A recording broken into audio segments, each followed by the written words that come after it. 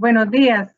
Un cordial saludo al rector Francisco González, al señor vicerrector Martín Parada, a la conferenciante Esther Serrano Molina, a la máster Cinia Castillo del programa Una Vinculación de la Vicerrectoría de Extensión y a todas las demás personas que nos acompañan.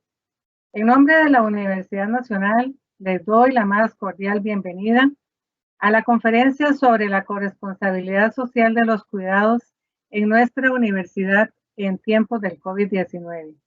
Esta actividad se enmarca dentro de la política para la igualdad y la equidad de género de la Universidad Nacional. Tiene como objetivo desarrollar acciones pertinentes que permitan avanzar en el fomento de estrategias institucionales de conciliación de la vida estudiantil y laboral bajo el principio de corresponsabilidad social y estatal, el derecho a la maternidad y paternidad responsable. Procedo a presentarles a la expositora. Esther Serrano, Techi, como le gusta que le digamos, es una psicóloga que incursionó en el campo de las políticas públicas género sensitivas y es una abanderada de la lucha por los derechos de las mujeres. Ha sido funcionaria de organismos internacionales y desde hace ya casi 2 décadas trabaja para el Instituto Nacional de las Mujeres, INAMO, desempeñándose como coordinadora del Departamento Construcción de Identidades y Proyectos de Vida, donde dirige el accionar de dicha institución en los sectores de educación, salud y cultura. Techi piensa, abro comillas, que todos los seres sintientes merecen total respeto y compasión y confía en que la impermanencia de la vida nos lleve a vivir un mundo de paz y justicia para quienes habitamos este hermoso pero lastimado planeta. Vamos a tener por 1 hora aproximadamente la conferencia a cargo de Techi. Les invito a enviar las preguntas o comentarios que quisieran hacernos mediante el chat y al final las estaremos evacuando. Te escuchamos, Techi. Bueno, buenos días a todas las personas que nos acompañan hoy. He esperado este día con alegría porque para mí la Universidad Nacional es una casi tercera casa. Yo me educo inicialmente en la Universidad de Costa Rica, pero luego paso también a la Universidad Nacional, así que siempre me da alegría poder compartir con ustedes en esta virtualidad tan extraña que implica hablarle a una cámara, ¿verdad? Y a una computadora. Y saber que detrás de eso hay personas que me están escuchando y que vamos a compartir en las siguientes 2 horas, es como extraño, pero bueno, es lo que tenemos, como dice mi mamá, es lo que tenemos. Así que yo espero en estas 2 horas poder compartir un poquito de mis reflexiones, sobre todo preguntas que tengo y que se han generado a raíz de la reflexión. Bueno, yo he titulado esta conferencia la corresponsabilidad social de los cuidados en permanente cambio, porque si algo nos ha enseñado esta pandemia es que el cambio es lo único que es permanente, igual que los cambios. Vean ustedes que a mí me gusta empezar este compartir pensando en que esta pandemia no es la única que hemos vivido.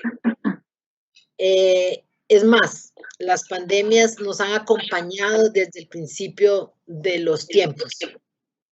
Vean ustedes, ahí les compartí las últimas 4 pandemias que hemos enfrentado.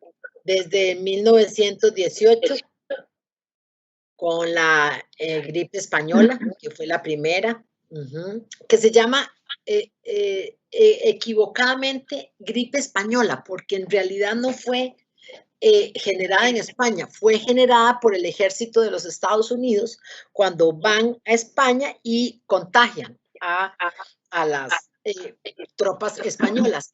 pero había un acuerdo en ese momento de que no se podía hablar de nada de los aliados. España estaba fuera, entonces España sí pudo decir que había una gripe y que se estaba convirtiendo en pandemia.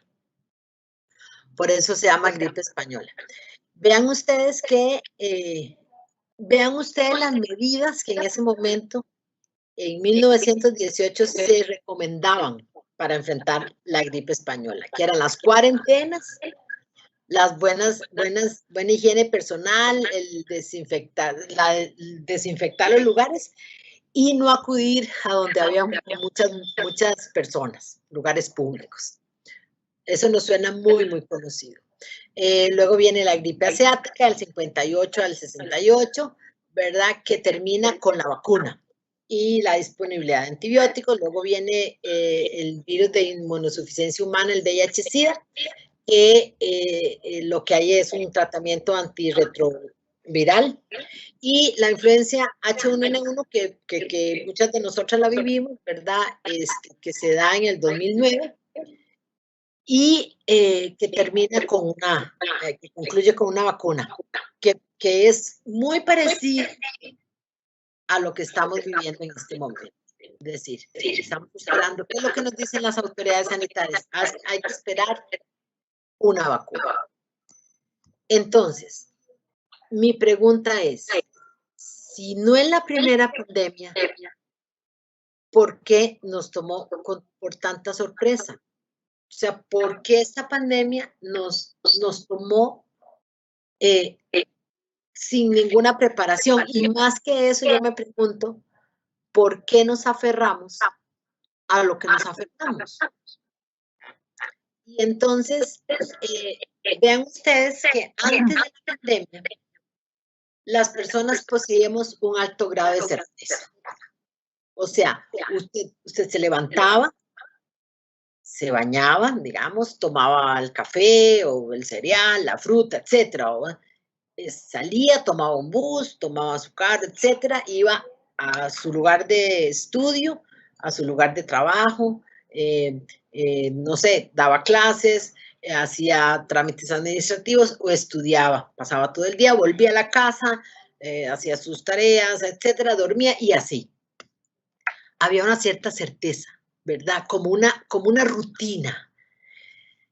Y resulta que durante la pandemia, las personas tenemos la necesidad de continuar con esas certezas, pero esas certezas se han caído, ¿verdad? Se han caído porque las medidas sanitarias y las medidas de aislamiento social y físico han roto esa cotidianidad y nos ha dejado a la luz del día que lo que realmente es lo impermanente. Es decir, ese concepto a mí me gusta mucho trabajarlo, es la impermanencia de la vida. Y me gusta mucho usar una metáfora o una imagen que es cuando ustedes van caminando, si caminan por las montañas o no sé, por algún lugar donde hay un río, hagan el siguiente ejercicio. Ustedes vuelvan a ver el río. Vuelvan a ver hacia el bosque, vuelven a ver el río. Cuando ustedes vuelven a ver el río por segunda vez, ya ese río no es el mismo, aunque ustedes piensen que es el mismo, ¿verdad? Es decir, ya el agua ha pasado y ya no es el mismo, pero nuestra mente, con esta necesidad de las certezas y de saber que hay algo permanente en la vida, pensamos que el río es el mismo. Igual nos pasa a nosotros con la vida. Y entonces, esta pandemia vino a decir, no, el cambio es lo único permanente en la vida. Es lo que tenemos. Es lo que la vida nuestra está en permanente cambio. Si no, también hagan rápidamente conmigo un ejercicio, es decir, piensen en ustedes, digamos, desde la semana pasada. Vean cómo eran ustedes la semana pasada o al inicio de esta semana, incluso y cómo son hoy, ¿verdad? ¿Qué ha pasado? ¿Qué cosas? Tal vez han vivido cosas muy fuertes que les han pasado y que les han cambiado visiblemente. Otras que hemos transitado en una cotidianidad más o menos permanente, nos vamos a dar cuenta que no somos las mismas de las que empezamos en el lunes, ¿verdad? Entonces, es muy importante en esta relación que voy a tener yo con ustedes hoy estos dos conceptos. Y se habla mucho de nueva normalidad. Ven ustedes que hay una gran discusión sobre este término de nueva normalidad. Por eso yo ahí lo pongo entre preguntas y con esa D media caída de un lado, ¿verdad? Eso implica de ¿qué estamos hablando? Si realmente estamos hablando de una nueva normalidad o estamos hablando de la vida, de una vida que ha seguido, ¿verdad? Entonces, a mí me interesa rescatar que la OMS está poniendo especial énfasis en esto y ahora lo vamos a ver con profundidad.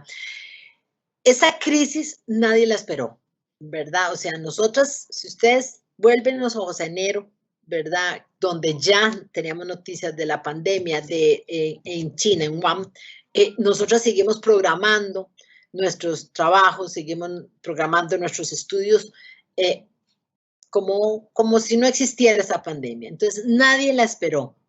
Y como toda crisis, exacerba las condiciones preexistentes. Y esto funciona tanto en lo social como en lo individual. En lo social, las crisis sacan a relucir lo que tenemos, ¿verdad? Las falencias y las fortalezas, ambas. Ambas situaciones salen a la luz. Y igual como personas, piensen ustedes en un evento que ustedes hayan tenido muy fuerte, que les ha impactado y que no esperaban.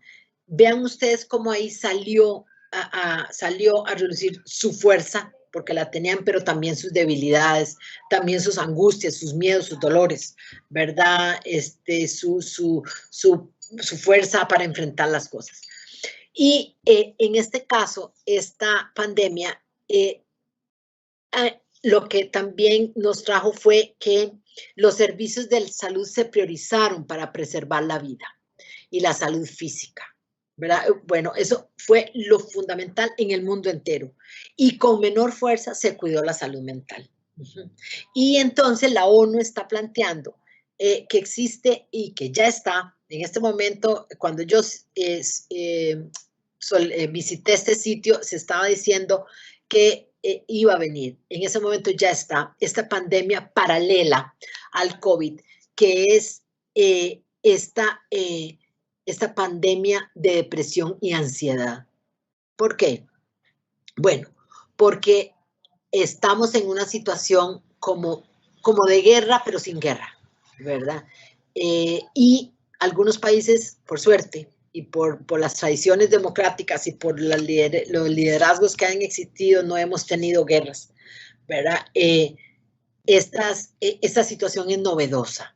Entonces, el aislamiento social que hemos vivido, el miedo al contagio, vean ustedes, piensen ustedes, por ejemplo, es cómo se ha exacerbado este miedo al contagio. Es decir, la gente que está contagiada no dice, ¿verdad? Lo mantiene en secreto, en bajo perfil. La gente cuyas familiares han muerto, no dicen, también lo mantienen en cierta secreto. ¿Por qué? Bueno, porque este miedo al contagio hace que la gente apedree lugares, incendie lugares, ¿verdad?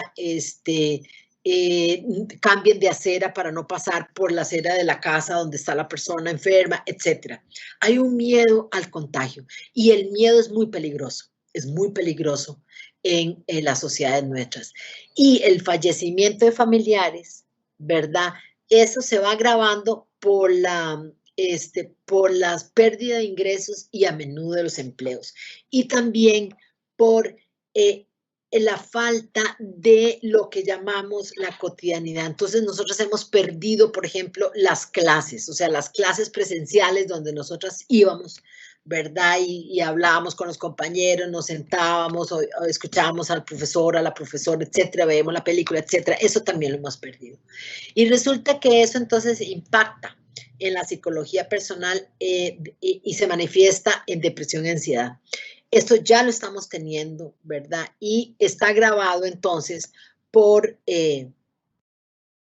una situación particular, y es que el cuidado de las personas ha caído y se ha mayormente visibilizado, porque recuerden en la idea de que la crisis exacerba lo preexistente, ha caído en manos de las mujeres, ¿verdad? Y en las espaldas de las mujeres, y se ha visto exacerbado por el hecho de que los centros de cuidado, ¿verdad? Y los centros escolares han cerrado. Es más, la ministra de Educación ayer nos dice que este año ya no volveremos a las escuelas y a los colegios, ¿verdad? Eso implica nuevamente entonces una preparación a una situación que estamos enfrentando desde las casas. Y la pandemia también ha puesto en peligro o ha limitado las posibilidades de autocuido. ¿Por qué? Porque, como vamos a ver, el tiempo de cuidado requiere mucho tiempo de las personas. Y esta pandemia también nos empujó, yo llamo abruptamente, pero bueno, no sé si tan abruptamente, es como un empujón, ¿verdad? A un mundo digital, ¿verdad? Este mundo digital de reuniones, de trabajo, de fiestas, de terapias, de consejerías, de encuentros amorosos, de amistosos, etcétera. O sea, la virtualidad tomó un papel importante en nuestras vidas. Esta investigación es una investigación que está en proceso.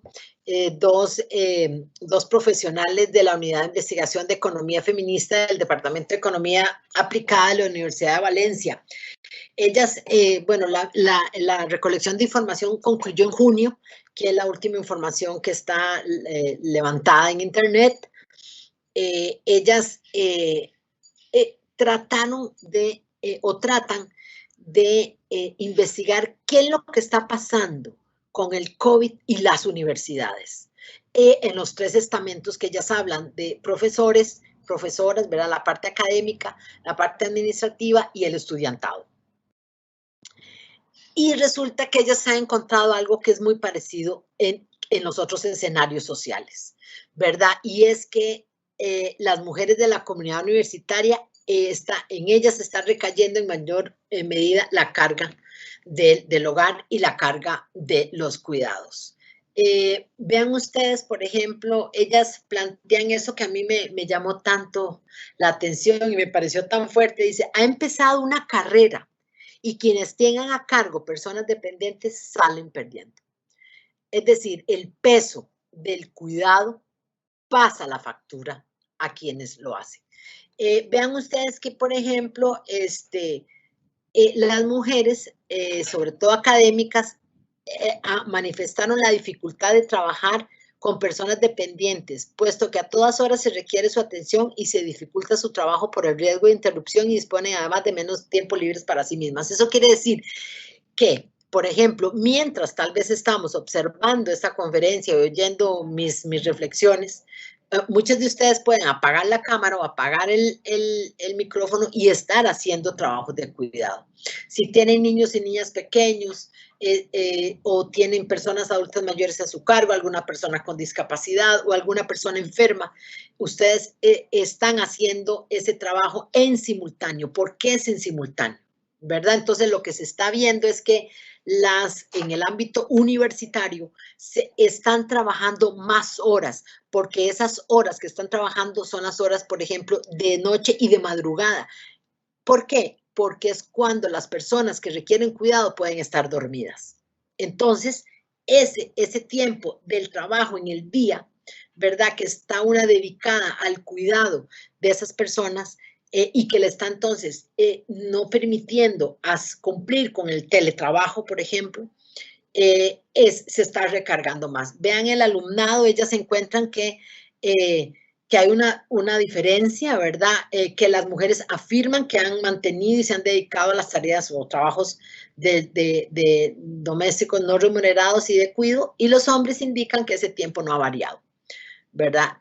Ahí vemos eso. Y vemos en el personal y profesorado y personal administrativo exactamente igual.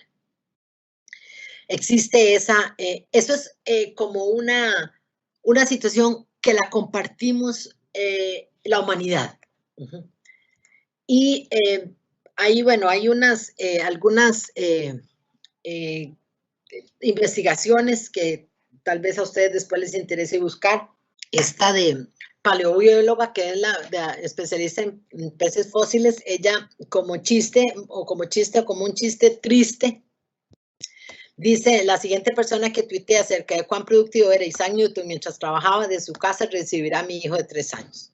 Porque ella está trabajando en la casa con un hijo y sabe entonces que es diferente ser una mujer paleobióloga, ¿verdad?, que un hombre. ¿Por qué? Porque ahí está el cuidado. Vean ustedes también esta Marianne, que plantea que los hombres pueden encerrarse en un estudio mientras que las mujeres trabajan en la mesa de la cocina o los comedores. Esta imagen es muy fuerte, ¿verdad? Porque incluso ustedes pueden ver algunos programas de televisión cuando hacen entrevistas a las personas conocedoras de X materia, por ejemplo, en general, ¿verdad? Donde están enfocados los hombres que están en teletrabajo, generalmente tienen un sitio para trabajar, ¿verdad? Tienen una habitación propia, como diría nuestra más querida feminista. Y las mujeres andan de un lado para otro. Entonces pueden estar con su computadora en la sala mientras sus hijos están en la tablet, por ejemplo, si la tienen conectándose a las clases o en el celular o en el televisor, o ellas están viendo a ver si el almuerzo es la hora, a ver si tienen que hacer el almuerzo, etc. Entonces, de estudio versus cocina y comedores. Y bueno, y esta Claire Kane, que es esta corresponsal de New York Times, que aborda mucho lo que son mujeres y economía feminista, ella dice algo tan simple pero tan cierto, ¿verdad? La razón por la que las mujeres hacen más trabajo no pagado durante este periodo de pandemia es muy simple, es porque siempre lo han hecho, ¿verdad? Lo que pasa es que este aislamiento o esa pandemia sacó a flote esa situación. Y también vean, por ejemplo, que hay un estudio de esta académica que tuiteó, por ejemplo, que las mujeres están cada vez enviando menos artículos a su revista, ¿verdad? Que es una revista especializada.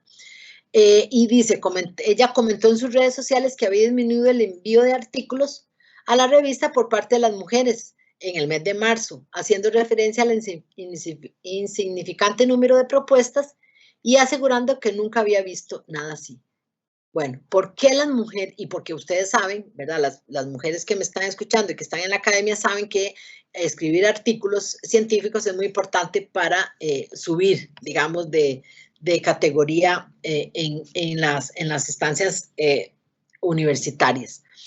Y entonces, las mujeres están encontrando en esta pandemia este muro, ella le llama el muro del cuido, ¿verdad? Y el muro del cuido es porque no pueden escribir artículos, están cuidando, no pueden desarrollar su currículum, no pueden tomar cursos en línea, por ejemplo, porque están con la carga del cuido. Y también, bueno, los estudiantes, bueno, ella lo escribe así, los estudiantes también remiten una mayor sobrecarga como consecuencia de la docencia telemática, a lo que se suma que en muchas familias han debido compartir los recursos digitales entre 2 o más personas. En algunos países hay alguna referencia, por ejemplo, de quién está utilizando la única computadora, el único teléfono, la única tablet, quién, ¿verdad? Y muchas veces lo que se está encontrando es que son los hombres los que tienen el acceso a esos terminales, digamos, informáticas. Y entonces eso hace que las mujeres se vayan quedando atrás. Esa es lo que está sacando a flote la pandemia. Y lo otro que me quería comentarles es este artículo de quienes que tienen en común los países con las mejores respuestas frente al COVID, e incluso hay una actualización que dice que eso sigue siendo cierto. Entonces hay 4, lo señala ella, son 4 principios que ella cree, ¿verdad?, que las mujeres que han liderado esos países lo han hecho. mejor. Y uno es hablar con la verdad. La Angela Merkel, ¿verdad? La canciller alemana, por ejemplo, desde un principio dijo, esto es grave, ¿verdad? Hay que tomarlo en serio. Y el alemán, el 70% de personas se van a infectar y es así. O sea, de una vez les habló y eso logró hacer que se tomaran medidas. Tomar decisiones rápidas y efectivas, ¿verdad? Por ejemplo, la presidenta de Taiwán implementó 124 medidas para bloquear la propagación y bueno, y ahí es impuso el cierre, por ejemplo, la de Nueva Zelanda también. La tercera propuesta fue que aprovecharon la tecnología. Por ejemplo, la presidenta de Finlandia usó a los influencers en redes sociales para llamar a la gente a cuidarse y autocuidarse. Y la cuarta, no menos importante, ella lo señala, que es el amor.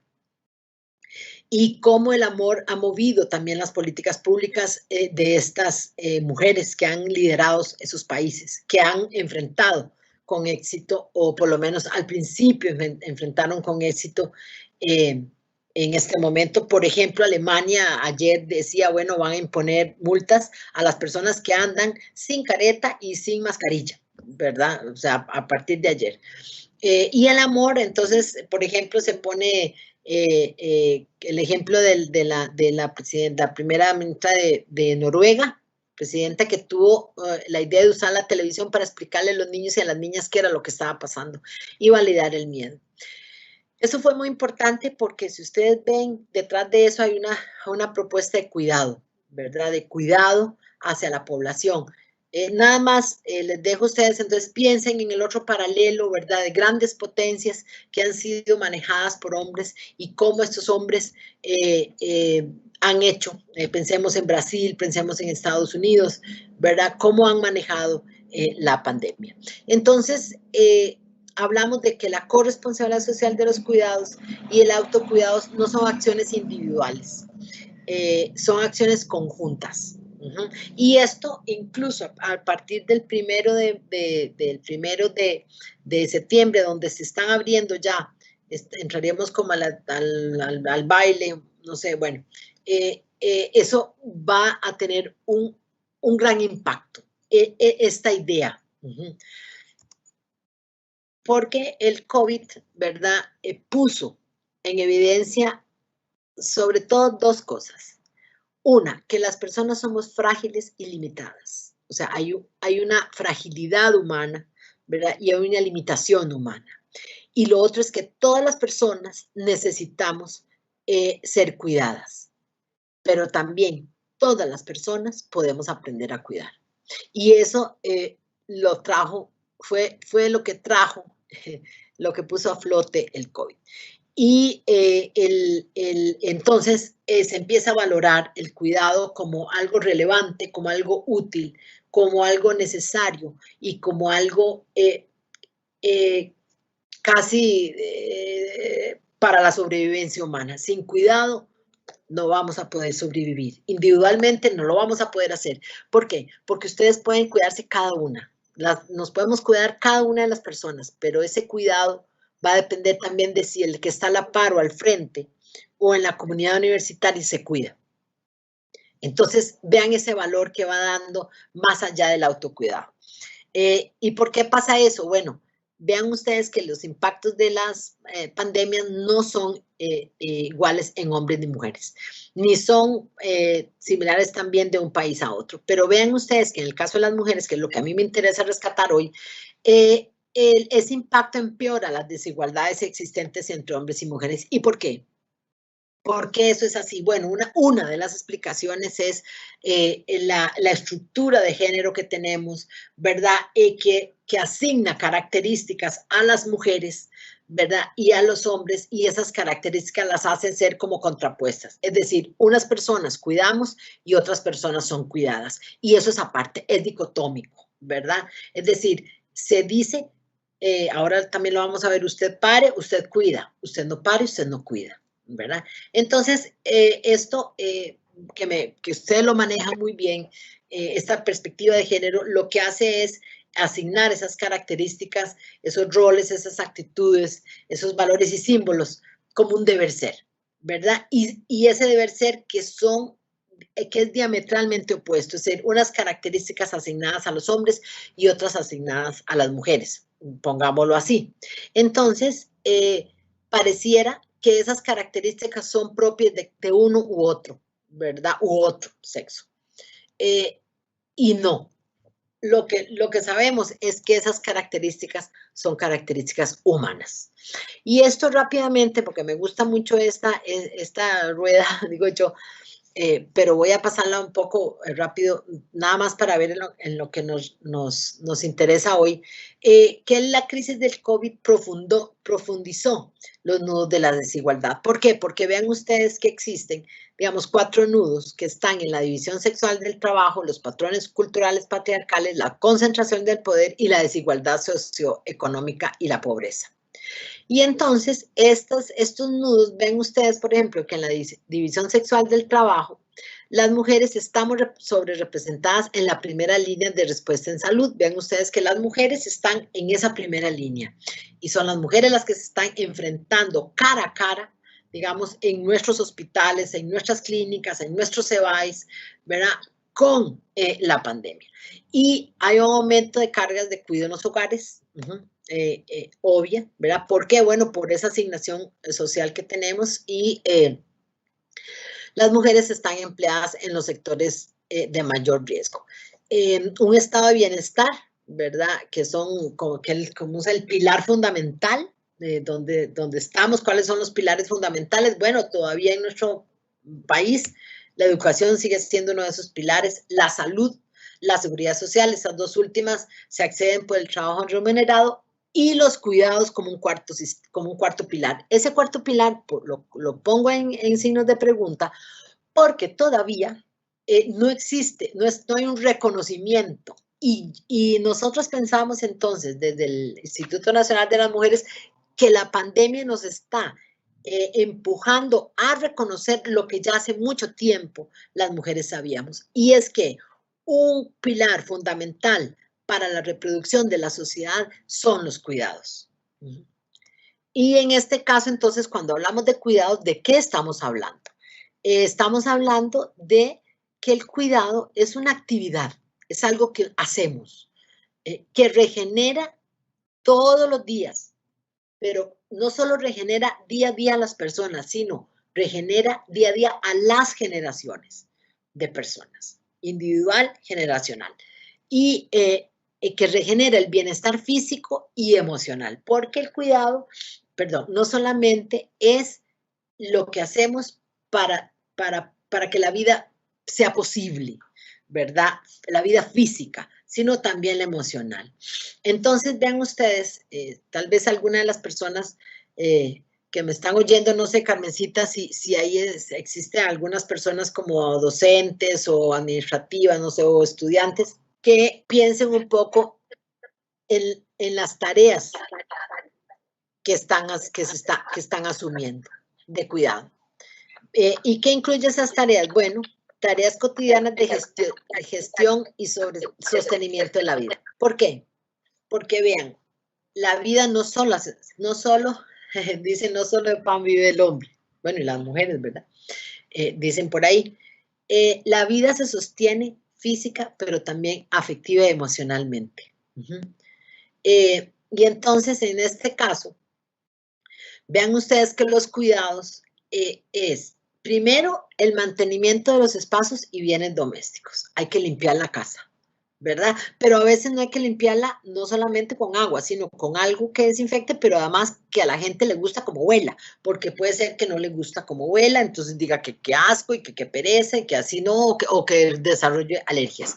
Entonces, cuando ustedes están haciendo un trabajo de cuidado, y lo señalo para que vean ustedes lo complejo que en lo que se va convirtiendo el cuidado, el mantenimiento del espacio, ¿verdad? Es decir, bueno, usted tiene que limpiarlo, pero tiene que saber cómo, cuándo, en qué momento, tal vez decir, hoy tengo que limpiarlo a las 10 porque no se han levantado, pero entonces a las 10 tengo una reunión, entonces, ¿qué voy a hacer? Entonces dejo todo el día sin limpiar, pero tal vez en la noche, pero en la noche ya huele feo lo que estoy pasando, el vinagre o no sé, ¿verdad? Es decir, hay que pensar eso. Los bienes domésticos, bueno, cuidarlos, lavarlos de manera tal que no se arruinen, ¿verdad? Secarlos para que no se rumbre, etcétera. Es decir, no solo es lavar los platos y ponerlos ahí, sino, bueno, no dejar que los tenedores y las cucharas se airen bastante para que después no queden herrumbrados, ¿verdad? Porque entonces eso quiere decir que ya el bien doméstico se degradó.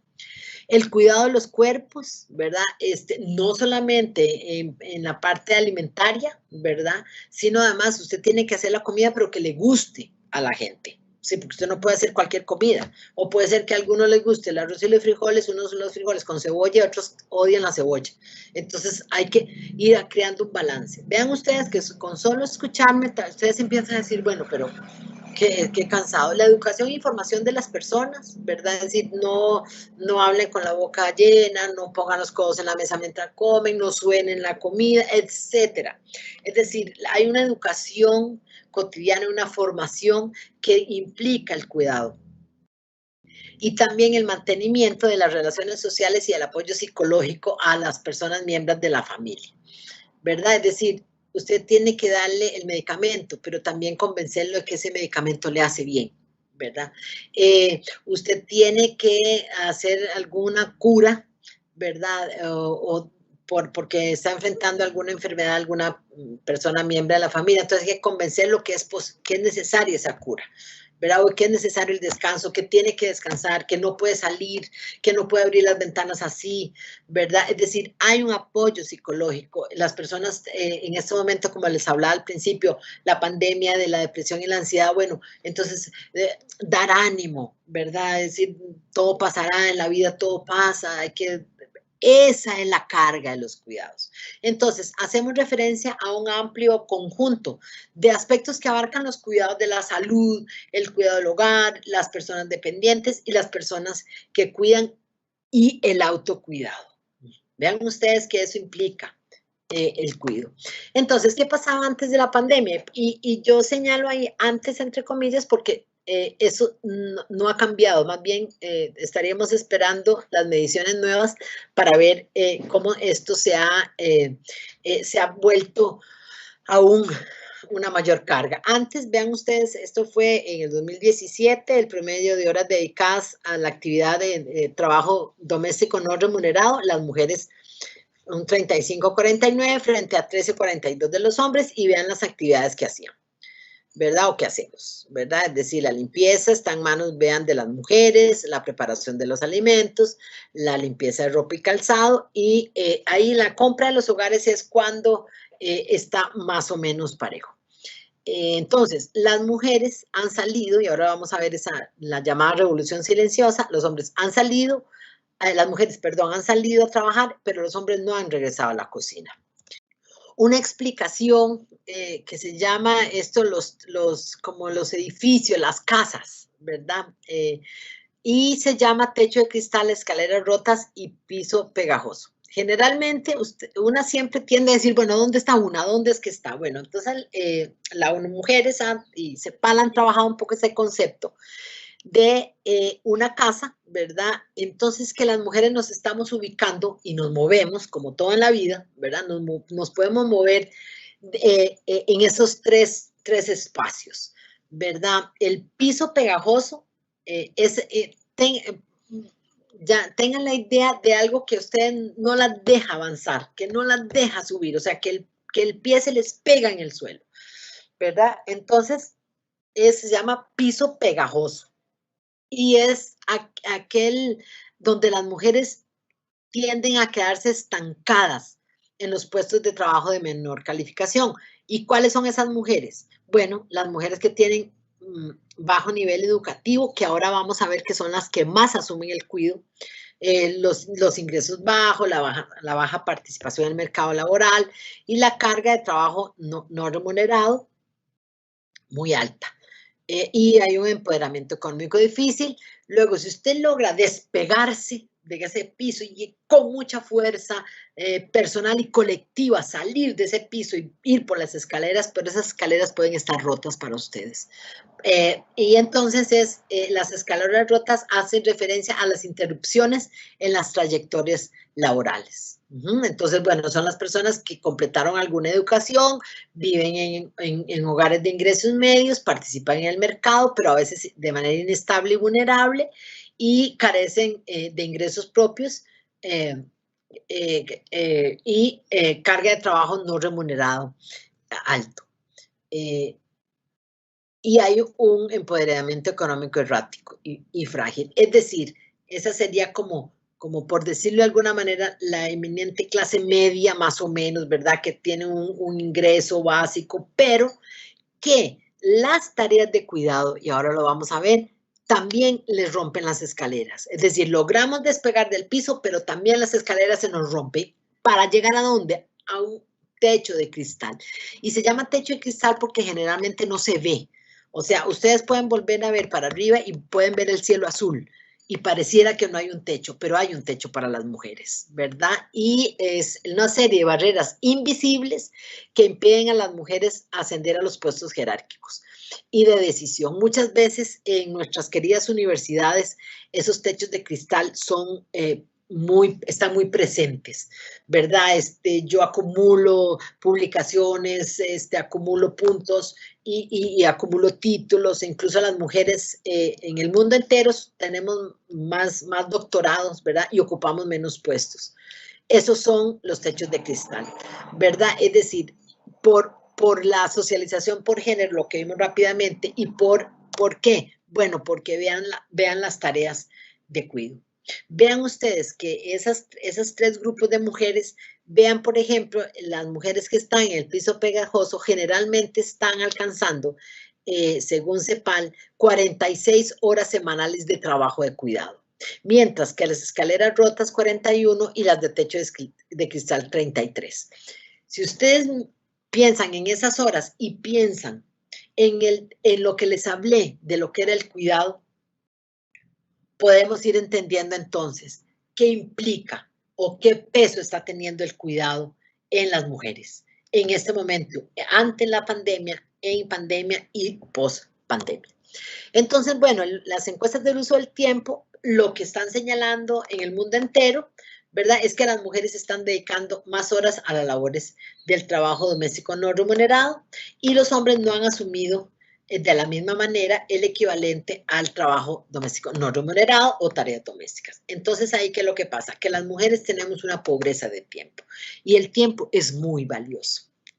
El tiempo es muy valioso cuando de la vida se trata, porque es un tiempo limitado, ¿verdad? Ustedes han oído que hay más tiempo que vida, claro, porque una muere y el tiempo sigue, pero una, como ser humana, tiene un límite en la vida. Y el ser más pobre en el tiempo implica que ustedes, por ejemplo, puede ser que no puedan dedicar tiempo al autocuidado, pero tampoco puedan invertir tiempo en reuniones extra, trabajo, para poder discutir y estar presentes tal vez en algunos movimientos de personal que puedan hacerla subir de categoría, ¿verdad? Muchas veces ustedes saben que esas discusiones laborales o esas discusiones académicas no se realizan en tiempo laboral, ¿verdad? Sino que se realizan, no sé, en las tardes, noches, en los cafés, bueno, antes, no sé ahora, ¿verdad? Habían cafés en los bares o en las casas, ¿verdad? Para discutir y para formular ideas.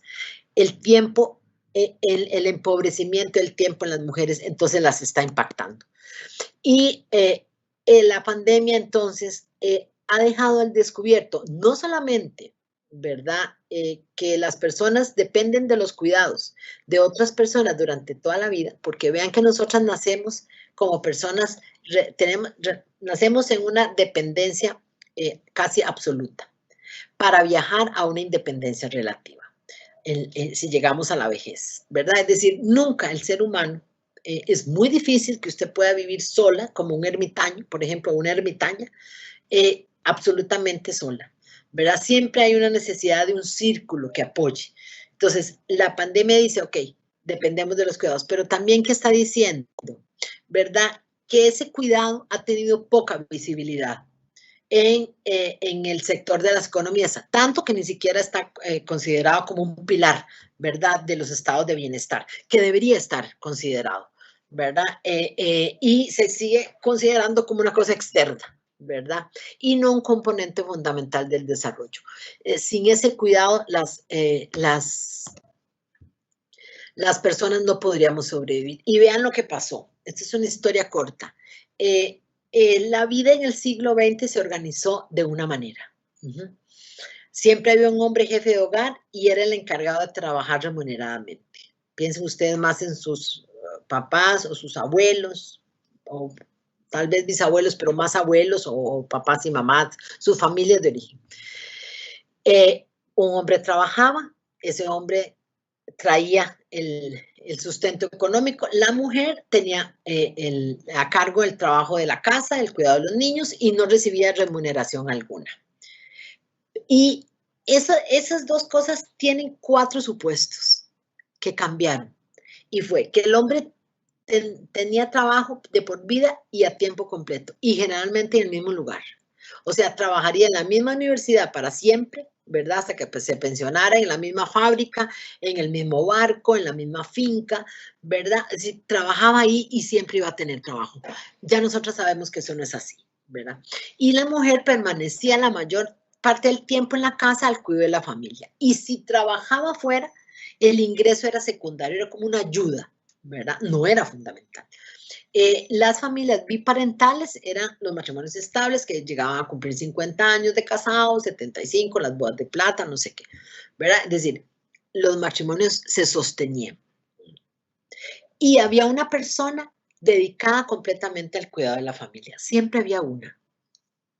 La hija mayor, la hija menor, la tía, la hermana, etcétera. Siempre había una. Ese modelo ya no corresponde a la realidad de Costa Rica y el mundo. Ese modelo cambió muy rápidamente. ¿Qué ocurrió? Bueno, disminuyeron los hogares extendidos, es decir, las familias numerosas, abuelos, padres y madres, se hicieron más pequeños, ¿verdad? Cada vez la familia, estas familias, ¿verdad? Hablemos de familias porque existen muchas familias, ¿verdad? Se van haciendo más pequeñas y más diversas y se va reconociendo la diversidad de ellas. Aumentaron los hogares monoparentales, ¿verdad? Ya no se cuenta con una persona que se dedica exclusivamente al cuidado de las otras personas. Piensen en sus familias. Ya no, a veces hay, bueno, ¿quién va a cuidar? Si digamos hay una persona enferma, ¿quién la cuida? Bueno, generalmente son mujeres, pero ya no hay una persona, no es Cecilia la que va a cuidar a la papá, a la mamá, al tío, a la abuela, ¿verdad? A la compañera, al compañero, etcétera. No hay una persona ya, esa figura desapareció. Lo otro que pasó fue que estamos envejeciendo, el mundo está envejeciendo. Y esto trae consigo nuevas demandas de atención. Es decir, esta población envejecida, ¿verdad? Que cada vez puede llegar a más edad. Vean ustedes este gráfico, por ejemplo, ¿verdad? Vean el 2020, cómo la pirámide se ensanchaba abajo, ¿verdad? Y el 2050 es una pirámide que tiene menos base y más personas viejas. El mercado laboral se caracterizó por la inseguridad y la informalidad. En el caso de Costa Rica, las mujeres somos las que estamos en los mercados informales, casi 34-35%, si no me equivoco, y si no me corrigen, por favor. Y la sociedad cambió, y fue muy rápido ese cambio. Las mujeres se hicieron más educadas, o sea, entraron a la escuela, terminaron, entraron al colegio, terminaron, entraron a la U, terminaron, entraron a los posgrados y terminaron, ¿verdad? Y valoraron entonces más su autonomía, ingresando al mercado laboral para cuidarse. Y esto fue muy, esto es muy, me gusta mucho compartir esto de la revolución silenciosa. Ella es una catedrática de economía de la Escuela de Economía de la Universidad de Harvard. Y ella habla de una revolución silenciosa. Ella dice que las mujeres le dieron un valor muy importante a su carrera cuando las universidades abrieron las puertas a las mujeres, que no hace mucho. Y abrieron las puertas y las mujeres empezaron a valorar la importancia de esa educación y del ingreso al mercado laboral. Y decidieron salir de sus casas para no regresar. Pero eso lo hicieron de manera silenciosa. Es decir, no, ustedes no vieron una revolución que dice, bueno, las mujeres van a ir a estudiar y nunca más van a regresar al cuidado al cuidado de la casa y a asumir las tareas domésticas de manera solamente sola, digamos, solas eso, sino que ellas decidieron salir. Y vean ustedes que 7 de cada 10 mujeres en América Latina en edad reproductiva forman parte de la fuerza laboral, porque lo valoran y porque es necesario. En este momento, una familia con un solo ingreso vive muy, muy limitado, ¿verdad? Generalmente ustedes ven que son ambas personas, o digamos, no solamente hombres y mujeres, pensando en las familias diversas, los esposos, las dos esposas, las dos compañeros, las dos compañeras, etcétera, las familias, como sean, siempre ven ustedes que tienen, que ambos, personas, digamos, adultas, que conforman la relación, están trabajando para traer su dinero a la casa. Y entonces, en el mundo y crecientemente, las personas habitamos en hogares liderados por mujeres, muchos de ellos monoparentales, dice Juliana Martínez. Y esta revolución silenciosa se resume así: las mujeres valoraron cuando las universidades abrieron las puertas, las escuelas, los colegios y las universidades, y fueron a estudiar y ya no regresaron más a las casas. Pero vean lo que pasó. Esto fue importante en la revolución silenciosa, pero hay una pregunta de fondo que es: ¿quién o quiénes? ¿Cómo? ¿Y a cambio de qué se encarga el cuidado de las personas en situaciones de dependencia? Y se llama personas en situaciones de dependencia porque no es por sí mismas que son dependientes, sino viven en situaciones. Ahora vamos a ver quiénes son. ¿Quiénes son? Bueno, las mujeres en general y con sus redes de apoyo. Esa revolución silenciosa sacó a las mujeres de las casas y ellas no volvieron. Pero entonces el cuidado se vino detrás de ellas, por decirlo así. Ellas arrastraron el cuidado con ellas. ¿Y quiénes y cómo lo hacen? Bueno, la mayoría lo hacen sin remuneración. Es decir, no se les paga por el trabajo. No existe un pago, digamos, económico por ese trabajo. Y las mujeres con o sin pago se están dedicando al cuidado de las personas en situaciones de dependencia y no dependencia también. En algún momento se decía, vamos a ver, ok. Aquí. ¿A quién se cuida? Ahora voy a ver, vean. Y hay una lógica que sigue a esto, y es así: las mujeres paren, las mujeres cuidan. Hay un mandato social de la maternidad, que eso sería otra conferencia, pero bueno, hay un mandato de cuidado. Ahora, vean ustedes que yo no estoy planteando en ningún momento que el cuidado debe dejar de ser una acción importante, porque sin cuidado morimos.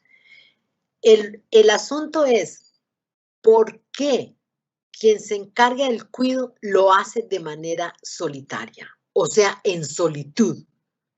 ¿Por qué? ¿Y eso qué implicaciones tiene? Y he venido trabajando con ustedes en esta casi hora para tratar de armar el muñequito, por decirlo así, decir, bueno, ok, el cuidado, las mujeres, pero ¿qué impacto tiene eso en la vida de las mujeres?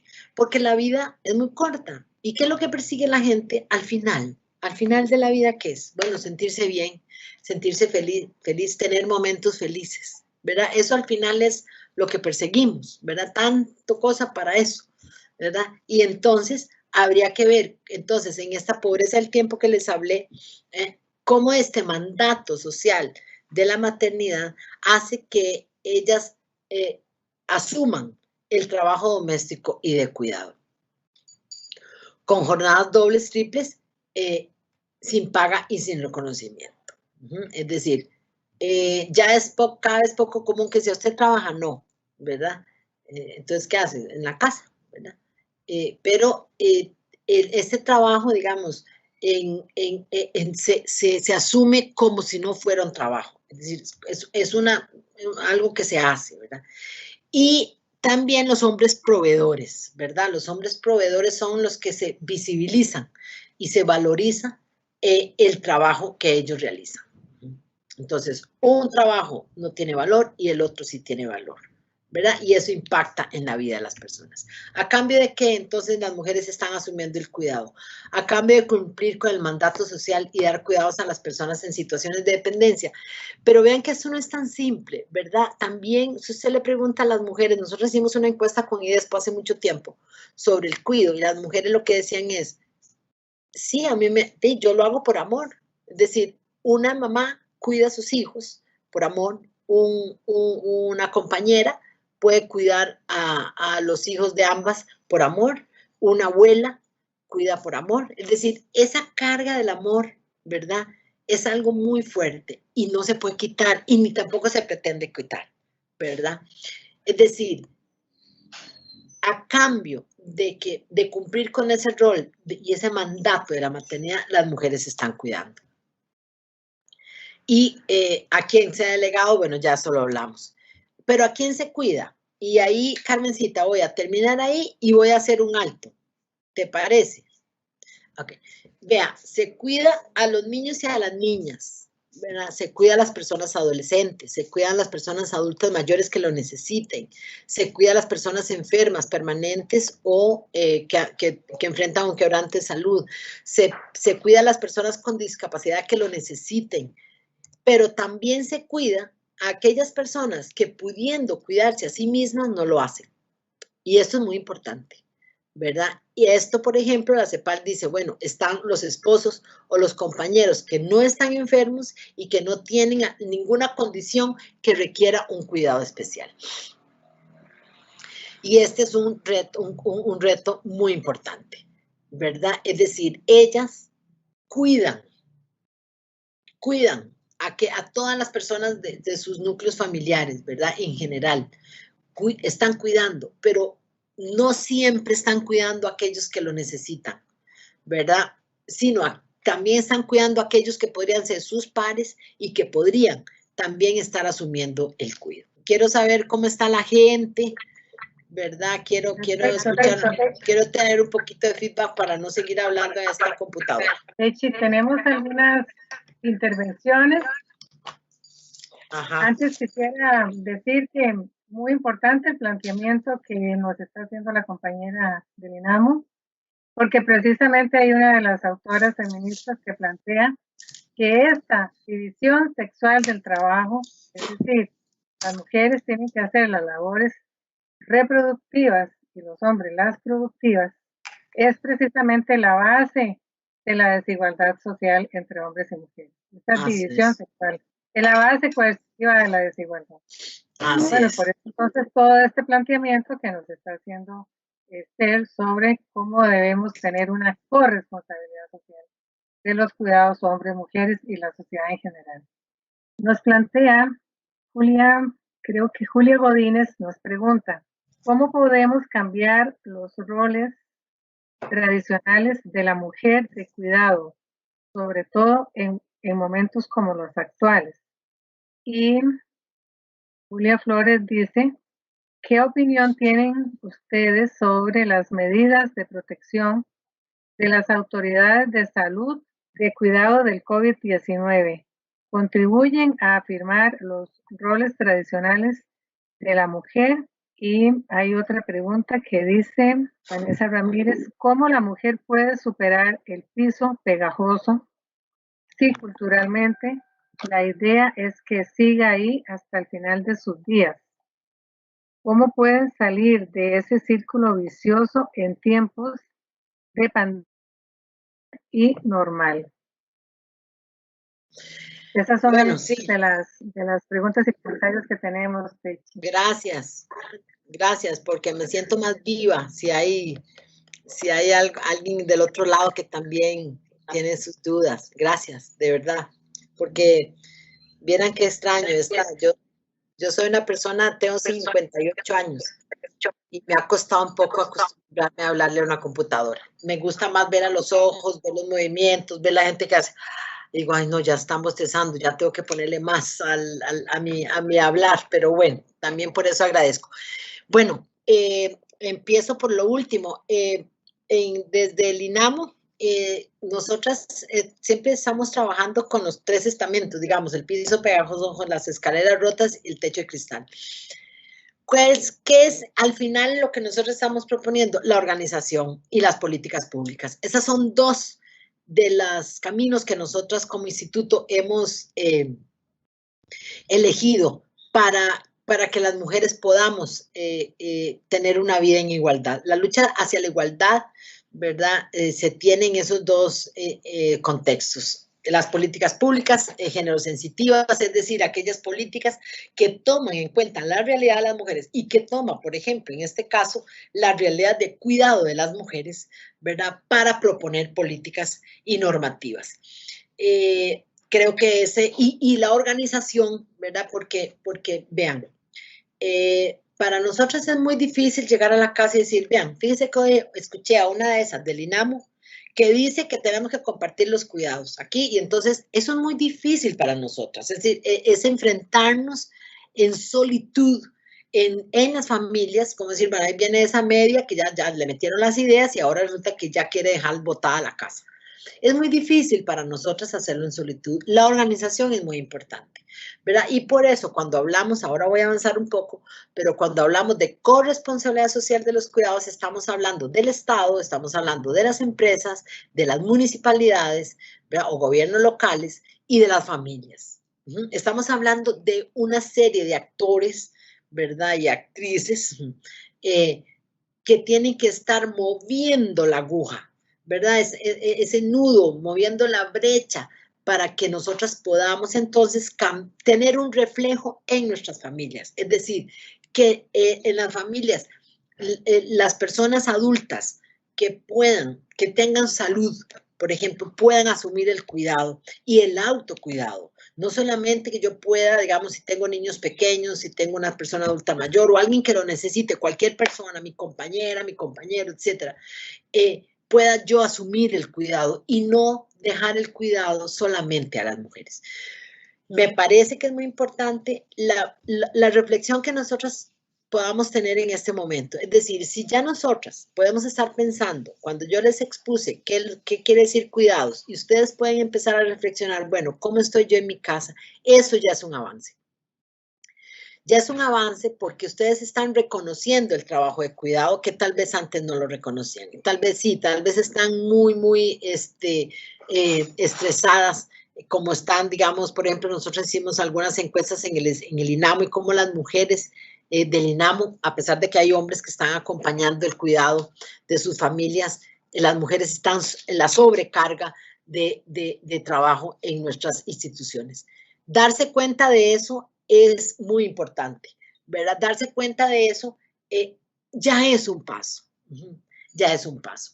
¿Para qué? Para cambiar esos roles, porque los roles, vean ustedes que la capacidad de cuidado la tienen todas las personas podemos aprender a cuidar y todas las personas merecemos el cuidado. ¿Por qué? Porque el cuidado es un derecho y ahorita en la segunda parte voy a detenerme en eso, es un derecho humano.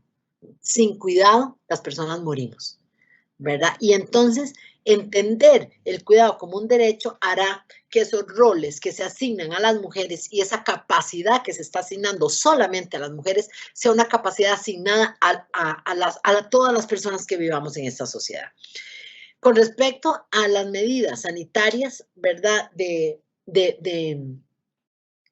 el Ministerio de Salud ha puesto, vean que las medidas sanitarias y de confinamiento físico no caen en el vacío, ¿verdad? O sea, caen en gente de carne y hueso, caen en hogares, ¿verdad? Al principio yo me brinqué ahí una cosita, me acuerdo, pero que también quería comentarles es, esas medidas, ¿quiénes son los espacios que han ejecutado esas medidas? Los hogares, ¿verdad? O sea, las medidas sanitarias de confinamiento físico, ¿verdad? O sí, lo han ejecutado. Los hogares son los entes ejecutores de esas medidas. Y obviamente, por la división que tenemos sexual del trabajo y por la asignación de roles, obviamente, ¿verdad? Esas medidas están impactando en las mujeres. Por eso es muy importante lo que les hablaré al final, de cómo la institucionalidad pública puede reconocer la corresponsabilidad social de los cuidados y apoyar con medidas conciliatorias a sus funcionarias en este momento de pandemia. Porque de otra manera no podemos dejar en las espaldas y en las manos de las mujeres, además del cuidado, además romper, ¿verdad? O sea, despegarse del piso solitas, arreglar las escaleras o romper el techo de cristal. Es decir, las instituciones como la nuestra tienen el mandato de trabajar por la igualdad entre hombres y mujeres, y eso es lo que estamos haciendo, pero también es un mandato y es una responsabilidad de los estados caminar hacia la igualdad.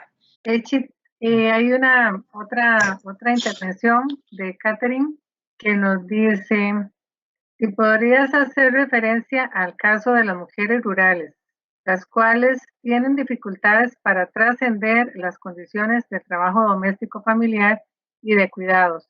Esto por el espacio geográfico, las condiciones socioeconómicas en las que viven. Bueno, lastimosamente, las mujeres compartimos esa casita que les comenté, ¿verdad? Lo que pasa es que los escenarios cambian, pero en fin, siempre existe el piso pegajoso, sea en Moravia o en Puerto Viejo, o en Talamanca o en Golfito, ¿verdad? Efectivamente, las mujeres rurales, vean ustedes que ayer precisamente estábamos hablando un poco en el INAMU de la realidad de las mujeres rurales, ¿verdad? Y cómo el aislamiento y la brecha digital, ¿verdad? Y la brecha de señal, ¿verdad? Cómo ha dejado a esas mujeres atrás. Pero también era lo que hablábamos al principio, las mujeres en la ruralidad están más aisladas, están más subsumidas en los roles tradicionales y en sus casas. Bueno, pero es muy difícil que esas mujeres lleguen a decir, bueno, entonces de ahora en adelante voy a compartir el trabajo de cuidado con mi compañera o con mi esposo, ¿verdad? Porque hay que compartirlo. Por eso entonces, nosotras, por ejemplo, ahí me salgo un poco, pero reconociendo la situación particular de las mujeres rurales, ¿verdad?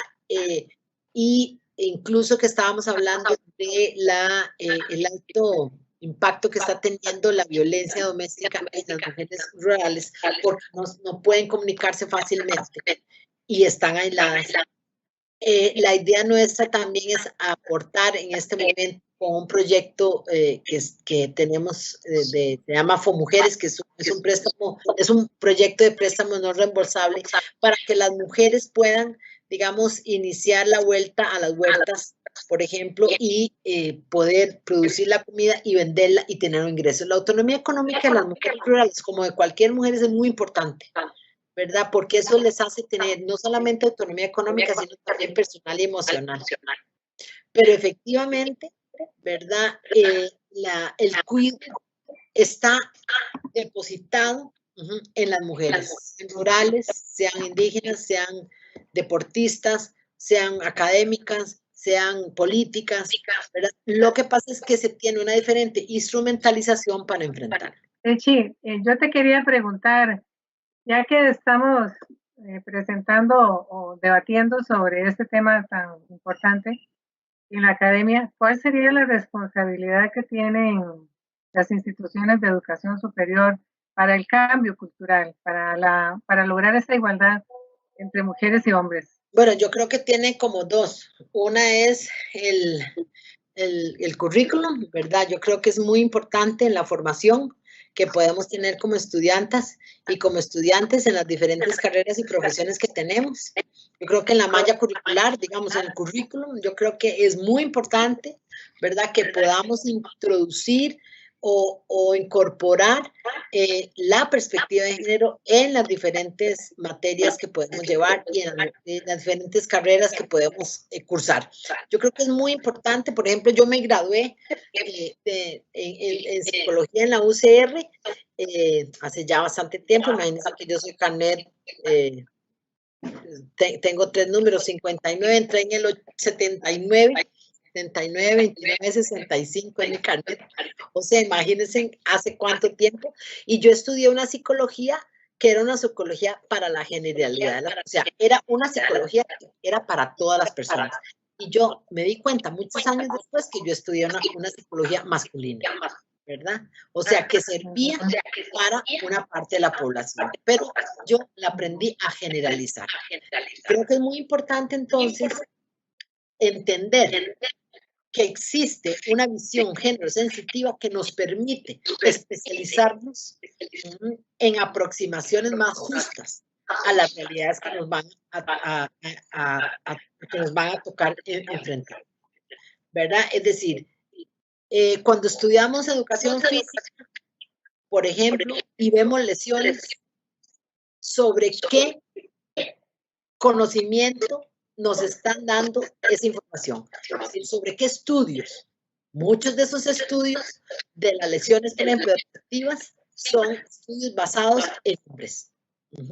Y bueno, ¿son parecidas las lesiones a las mujeres y los hombres? Sí, pero ¿cuál es la especificidad que tiene? Podemos estudiar psicología, podemos estudiar biología, ¿verdad? ¿Cuál es ver esa parte, esa perspectiva de género que nos dice que la humanidad está construida por 2 o 3 sexos, ¿verdad? Y que hay una visión que debe integrar eso. Eso es muy importante. Y lo segundo me parece que es la normativa interna institucional que reconozca el cuidado como una responsabilidad y que la institucionalidad puede y debe asumir medidas de conciliación con corresponsabilidad para que podamos pasar esa pandemia y no estar cargando de manera tan abrupta y tan pesada como estamos haciendo en este momento a las mujeres. Entonces son como 2 vías que yo le veo, una más desde la academia de lo curricular, ¿verdad? Y otro lo administrativo. En este caso de que se cuida también a quien puede cuidarse. Entonces vean que hay una línea del tiempo, una línea de cambio, de impermanencia de la vida, como les decía al principio. Y es que antes, ¿verdad? Había la idea, o estaba la idea presente, de que solo las mujeres cuidaban, ¿verdad? Solo ellas sabían, porque, por ejemplo, como me dijo a mí un compañero de una comisión de cuidado en la que estamos, que los hombres no pueden cuidar a los chiquitos porque los chiquitos se les caen. O sea, los hombres no saben alzar a los chiquitos, ¿verdad? Entonces se les caen. Por eso es que entonces no pueden cuidarlos, ¿verdad? Yo siempre cuento eso porque es real y porque ocurrió hace unos meses, no es que ocurrió en 1900, ¿verdad?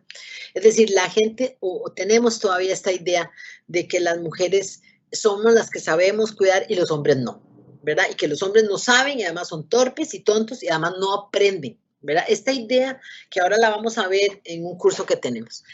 Bueno, entonces esta línea del tiempo se ha movido desde ahí hasta la idea de las que son el Estado, las empresas, los gobiernos locales y las familias son corresponsables en el cuidado. Es decir, todas esas instancias son responsables. ¿Por qué? Bueno, porque nos hemos movido desde maternidades responsables en el inicio de los años 70, 80 por ahí, ¿verdad? Era toda la concepción de maternidades responsables, que es una maternidad responsable. Luego se pasa a paternidades responsables. En Costa Rica hay una ley de paternidad responsable incluso.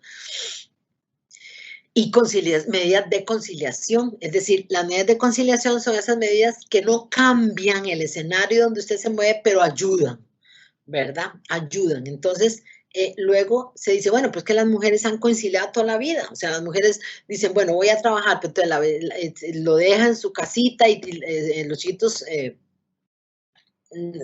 con la puerta cerrada y la vecina echándole un ojo, ¿verdad? O mientras vos vas a la pulpería a comprar tal cosa, yo cuido al bebé, ¿verdad? Siempre hemos conciliado. Entonces dice, no, el camino entonces es la corresponsabilidad social de los cuidados. Es decir, que se ve como un derecho. El cuidado como una obligación, ¿verdad? Entonces, hacia eso es que planteamos el cuidado como una obligación y el cuidado como un derecho. Entonces se plantea la idea, esta ya una idea más reciente, los años 90, ¿verdad? 2000, final del siglo y principios de este. Perdón, que el cuidado es un bien público, ¿verdad? Que el cuidado debía ser un bien público. ¿Qué es un bien público? Bueno, para así fácilmente una capta la idea cuando una dice que la salud en Costa Rica es un bien público. Todas las personas que trabajamos remuneradamente y que tenemos las condiciones laborales, participamos en el sostenimiento de la salud, ¿verdad? O sea, no, todas las personas podemos, todas las personas, ¿verdad? Que les hablaba de aquel pilar al principio, ¿verdad? ¿Cómo se accede? Bueno, se accede al trabajo, ¿verdad? La salud se accede al trabajo. Es decir, un bien público no es rival, todas las personas podemos disfrutarlo al mismo tiempo, ¿verdad? Y no excluye a las personas. Y entonces aquí empezamos a hablar del cuidado como un bien público y como un derecho. Un derecho universal, es decir, ¿por qué? Porque todas las personas tienen derecho a ser cuidadas, pero tienen derecho a cuidar también. Y eso es un cambio radical, ¿verdad? Un cambio que no lo hemos logrado, que todavía no lo hemos logrado y que pensamos que esta pandemia podría empujar, ¿verdad?, a la sociedad costarricense en este caso, o al mundo en general, a entender el cuidado de no solamente de las personas, sino también del planeta. Un día se estaba hablando y decía, bueno, el desarrollo centrado en las personas, pues parece que ese desarrollo no funcionó, ¿verdad? Porque parece que el entender el cuidado, el desarrollo centrado en las personas hizo que todo se dirigiera a las personas y no a todas, ¿verdad? Y se dejara de lado todos los demás seres sintientes en cuenta la naturaleza. Entonces, esta pandemia se está hablando de que sería importante quitar la vista de las personas y pasarla a la biodiversidad, al medio ambiente. Es decir, tenemos que cuidar al medio ambiente. ¿Por qué? Bueno, porque es un derecho que tenemos y que disfrutamos. Entonces, el derecho al cuidado debe ser considerado en el sentido de un derecho universal. O sea, toca a todas las personas, desde la doble circunstancia. ¿Cuál es esta? Bueno, que precisamos cuidados y que nos cuiden. Es decir, el derecho a dar y recibir cuidados. Y esta es la otra revolución. Esta ya no tan silenciosa, pero es la otra revolución. Es entender esto, ¿verdad? Entender que tenemos derecho, que tenemos esta doble circunstancia.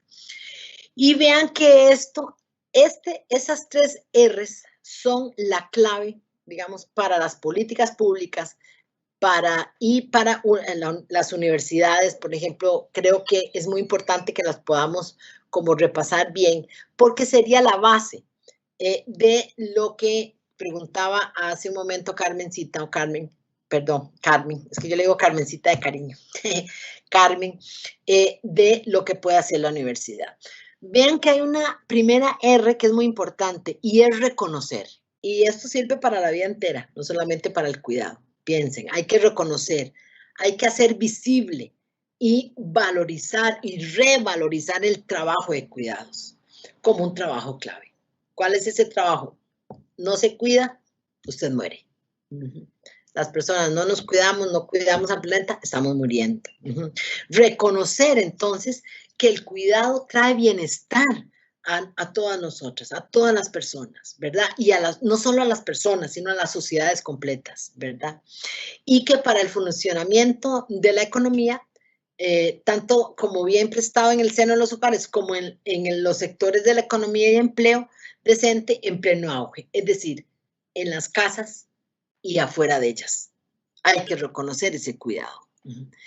Al reconocerlo, tengan presente, igual sirven todas las situaciones. Busquen ustedes alguna situación personal. Ustedes es importante que uno reconozca lo que está viviendo, lo que está sintiendo, lo que está enfrentando. Es el primer paso. El segundo, ¿cuál es? Usted reconoce y luego redistribuye. Es decir, el cuidado es un bien público, es un derecho. Ok. Al ser un derecho no puede ser solo ejercido por las mujeres.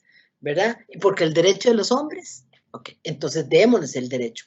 También abramos ese derecho humano y redistribuyamos entonces de manera más justa y equilibrada ese trabajo de cuidado no remunerado y el trabajo doméstico no remunerado, también entre hombres y mujeres. Es un transferir, estamos hablando de transferir ese trabajo de manera corresponsable. Corresponsable quiere decir que hay una responsabilidad y varias instancias son corresponsables. Y al redistribuir, entonces reducimos entonces la carga de trabajo en las mujeres. ¿Y qué pasa? Las mujeres pueden enriquecerse más con el tiempo y pueden entonces avanzar más, digamos, a las condiciones necesarias para la vivencia en igualdad. Reconocer, redistribuir y reducir. 3 R's muy importantes en la vida de todas nosotras, pero también en la vida de los cuidados y en la vida de la corresponsabilidad. Siempre es muy importante cuando planteamos políticas públicas género sensitivas, esas 3 R's son claves. ¿Qué nos acompaña también en Costa Rica? Bueno, nos acompaña una legislación. Ustedes saben que Costa Rica tiene una de las mejores legislaciones en América Latina y se ha dicho del mundo, ¿verdad?, en materia de igualdad entre mujeres y hombres. El problema que nosotros tenemos es llevar a la práctica esas legislaciones, pero bueno, tenemos la legislación que se ha luchado mucho por ellas también, tenemos el ámbito de la maternidad, ¿verdad? Existe una serie de legislación ahí, el cuidado de niños y niñas, ¿verdad? Está el cuidado de personas adultas mayores o personas con discapacidad en situaciones de dependencia y que lo necesiten. Tenemos, ¿verdad?, la parte de las personas en general, ¿verdad?, que necesiten los cuidados de manera, a ver, urgente, porque recuerden, yo he dicho, todas las personas necesitan cuidados, pero hay algunas personas que necesitan más de cuidados porque no podrían sobrevivir inmediatamente. Yo en este momento tengo una condición de salud estable, por ejemplo, entonces yo puedo decir, yo puedo levantarme después de esa conferencia e ir a comer, a hacer el almuerzo, pero hay otra gente que puede estar enferma y no puede hacer eso, ¿verdad? O un niño, una niña pequeña, ¿verdad?, no puede hacer eso. Una persona con una parálisis cerebral, por ejemplo, no puede o difícilmente, digamos, grave, no podría levantarse a preparar sus alimentos. Es decir, como todo en la vida, ¿verdad?, las personas necesitamos cuidados en diferentes niveles, pero todas lo necesitamos. Entonces, la legislación en Costa Rica creo que ha avanzado en ese sentido y tenemos legislación que nos permite a nosotros apoyarnos para tomar medidas en materias normativas y de políticas públicas. La CEPAL dice que el gran avance que esperaríamos, ¿verdad?, y que esta pandemia puede haber empujado es hacia un sistema integral de cuidados. Costa Rica no tiene un sistema integral de cuidados. Nosotros tenemos una red nacional de cuidado, ¿verdad?, donde estamos apuntando a que se convierta en un sistema integral de cuidados, ¿verdad?, porque la red CUDI es solo para niños y niñas y adultos mayores, pero no cubre las otras personas y en general no cubre el cuidado, ¿verdad? Entonces, se está hablando de un sistema integral de cuidados que vaya a fortalecer el empoderamiento de las mujeres y la igualdad de género. Es muy importante para nosotros como instituto siempre tener a la vista la igualdad, ¿verdad? Es decir, avanzamos hacia la igualdad, avanzamos hacia la igualdad. En este momento, como decía Juliana Martínez, que yo me encanta leerla porque me parece una mujer brillante, ella dice, bueno, en algunos momentos en la vida, como lo que hay que hacer es meter el pie para que la puerta no se cierre, ¿verdad? Y entonces tal vez en este momento lo que tenemos que hacer son acciones muy pequeñas, ¿verdad? Que ahora creo que ahora siguen, acciones muy pequeñas que permitan a las mujeres alivianar sus hombros y descansar sus manos de los cuidados. Y que tal vez esas acciones no empujen la aguja hacia la igualdad, ¿verdad? Pero que en estos momentos tal vez es importante incluso no retroceder. Y un elemento, digamos, en el sistema integral es un elemento clave para la recuperación socioeconómica al convertirse en un generador directo e indirecto de empleo y un facilitador de otros sectores de movilización, digamos, de los sectores de la economía. Ese sistema integral de cuidados tendría que estar, se plantea, bueno, o lo que estamos planteando desde el INAMU, tiene que estar conformado por todas las instituciones, por las empresas, por la sociedad civil, por las mujeres, por las universidades, etcétera. Un sistema que reconozca finalmente el trabajo de cuidado como un trabajo. El Ayuntamiento de París, por ejemplo, ahí nosotros que tenemos un proyecto con Eurosocial y hay una facilitadora y una consultora, perdón, del Ayuntamiento, como la Municipalidad de París, donde ellos en esta pandemia reconocieron el trabajo de cuidado como parte del teletrabajo de las funcionarias y los funcionarios de la municipalidad. Es decir, parte del teletrabajo es, yo hice, por ejemplo, respondí los correos, revisé, no sé, los estados de cuenta, revisé la tesis, hice los exámenes, etcétera, y dediqué tanto tiempo al cuidado. Y eso se contabiliza como parte del trabajo. Eso para nosotras sería, ¿verdad? Sería bueno, pero a eso se quiere llegar, ¿verdad? Recuerden, redistribuir, que se pueda visibilizar el cuidado. Entonces, bueno, en esta, se hizo un webinar de las políticas de cuidado durante la emergencia sanitaria y la crisis del COVID y ahí propusieron 5 medidas, ¿verdad? Una vez que los servicios de cuidado sean considerados prioritarios, la pregunta de la persona que si las medidas del Ministerio de Salud impactaron, ¿cómo impactaron en las mujeres? Bueno, yo creo que es muy importante que el Estado y nosotras como instituto, ustedes pueden haber visto tal vez las campañas sostenidas que hemos tenido en sensibilizar a la población y decir, esas medidas están cayendo en los hombros y manos de las mujeres, ¿verdad? Y eso implica, y eso tiene impactos diferenciados. Bueno, una medida que se aplica en los servicios de cuidado sean considerados prioritarios, y todos los servicios, ahí estamos hablando de todos los servicios de cuidado y de salud.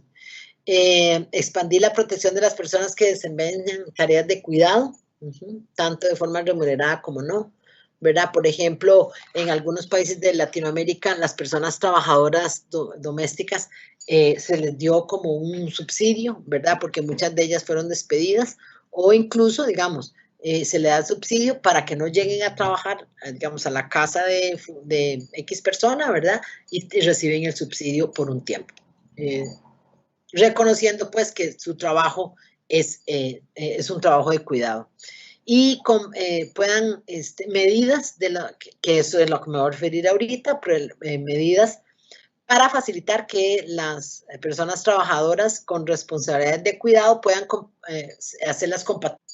Remunerado, el INAMU giró una directriz que luego se las puedo compartir, ¿verdad? Tratando de hacer eso y fomentar la mejor distribución de las responsabilidades de cuidado. Es decir, el Estado en este momento tiene la obligación, la obligatoriedad, la responsabilidad de estar impactando en esos hogares. Es decir, es importante redistribuir las responsabilidades y el último es priorizar el acceso a los alimentos y servicios básicos para aliviar el trabajo doméstico y de cuidado. Entonces, hay algunas medidas, ¿verdad?, que se han dado en América Latina y Europa, ¿verdad? Sobre todo tenemos esas medidas y que las quería compartir un poco.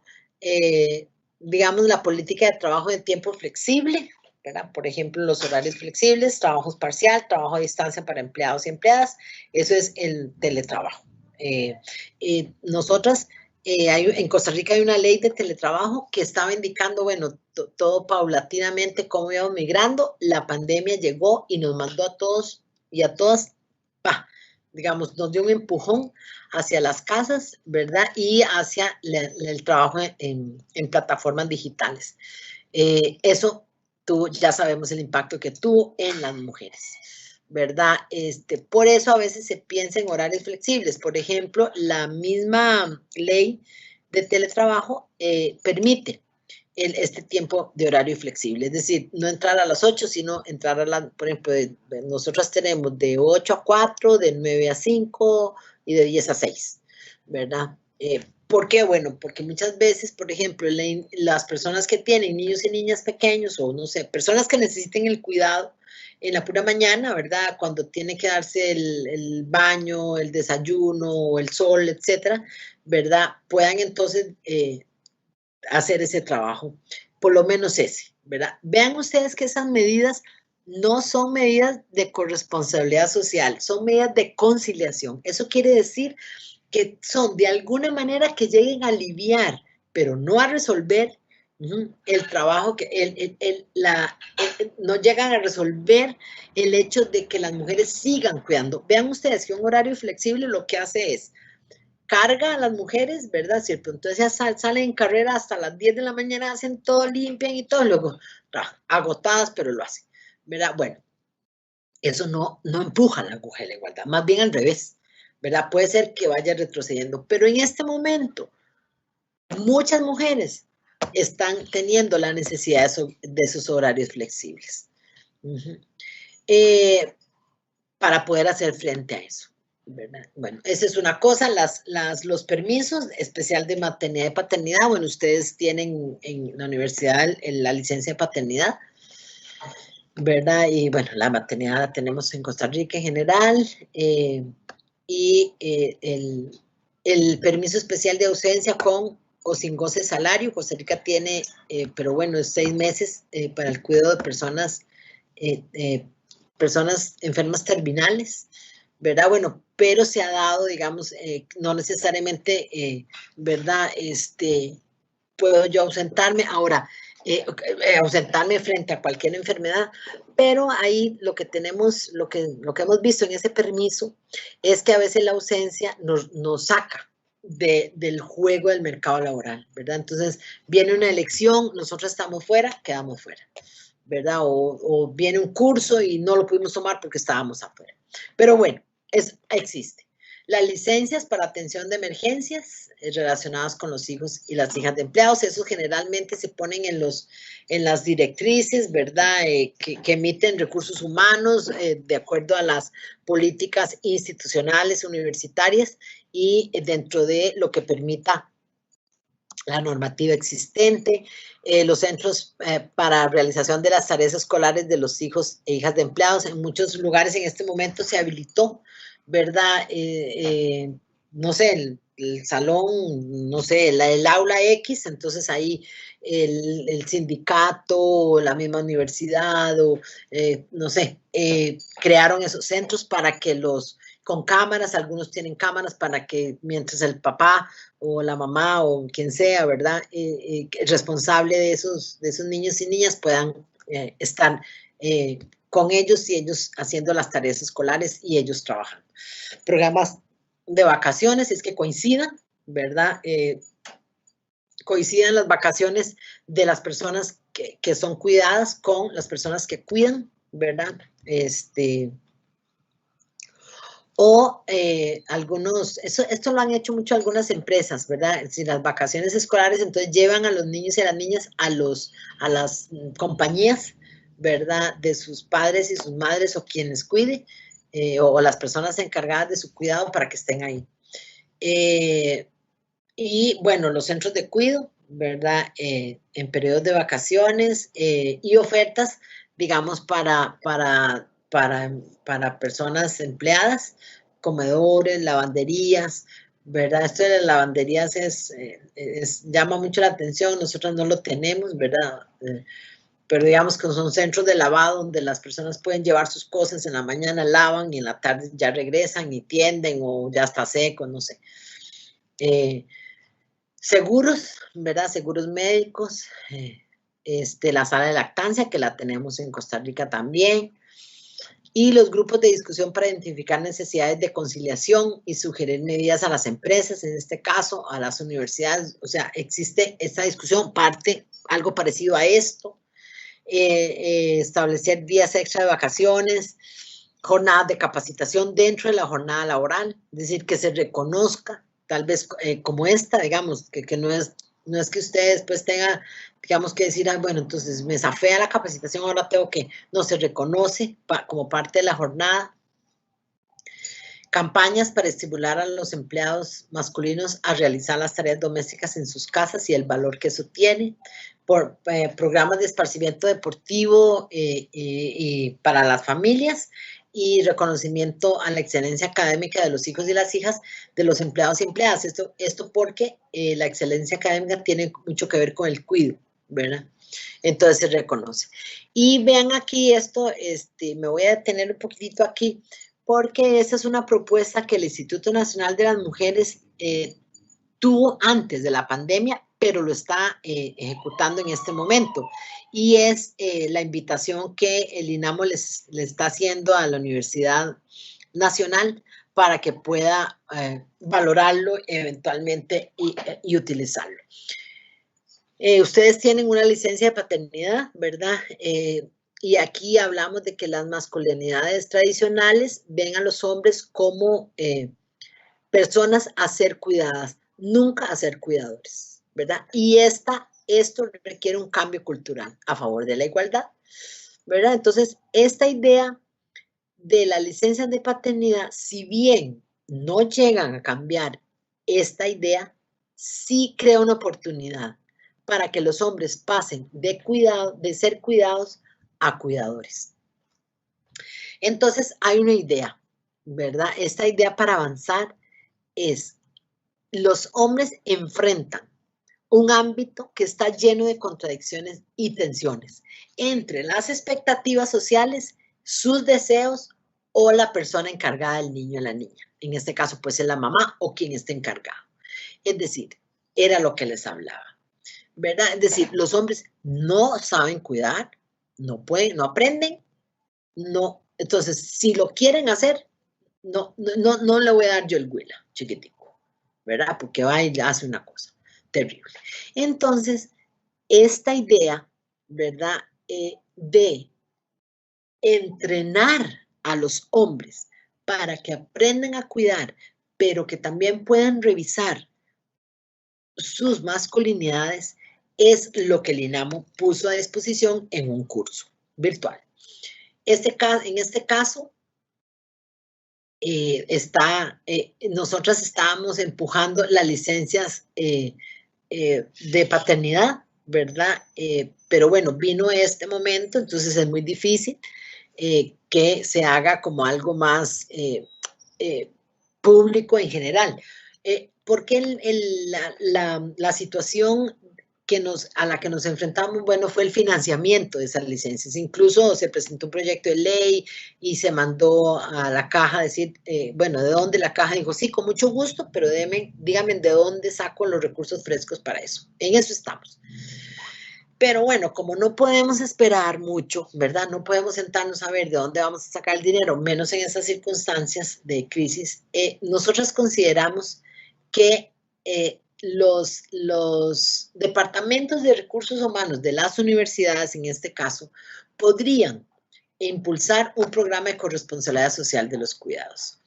Esto quiere decir que sería un programa que pueda tener dos patitas, ¿verdad? Uno es la divulgación y la promoción, por ejemplo, pueden ser pizarras, correos, campañas internas que hablen de lo que yo les estoy hablando, es decir, transformar este discurso en mensajes comunicacionales, como ya los tenemos en el INAMO, ¿verdad? Y hablarle a la gente. Nosotros hicimos una directriz y esa directriz se transformó en mensajes semanales para el funcionariado de INAMO, donde se explica, bueno, que hay una ley de teletrabajo, que esa ley tiene un objetivo, que también esa ley permite el trabajo, por ejemplo, por productos, que también permite la flexibilidad horaria o cambios de horarios, ¿verdad? Y que reconoce el trabajo de cuidado. Y entonces esa directriz, ¿verdad? Que bueno, hay una pequeña y una grande que no está todavía vigente, pero la idea es entonces que esa divulgación y promoción tan importante para el cambio cultural, como dice ahí, ¿verdad? O sea, para pasar de cuidador a ser cuidado requiere un cambio cultural. Y ese cambio cultural es más lento. Pero entonces, ese cambio cultural, ¿cómo se hace? Bueno, también se hace con medidas comunicacionales, pero también con cursos o capacitaciones específicas. Y entonces el INAMU monta un curso que se llama Como Padres Cumplimos. Tal vez algunas de ustedes ya pudieron observarlo en la presentación hace como 22 días, donde nosotras presentamos este curso. Ese curso es abierto al público. Después yo le voy a pasar a Carmen la ruta para que puedan, o se la pasé, creo, no sé, Carmencita, pero bueno, está en el INAMU, está en el sitio del INAMU, y es un curso que tiene 5 módulos y que primero habla sobre la licencia, luego habla sobre la masculinidad, luego habla sobre las dificultades que tienen los hombres para asumir los cuidados,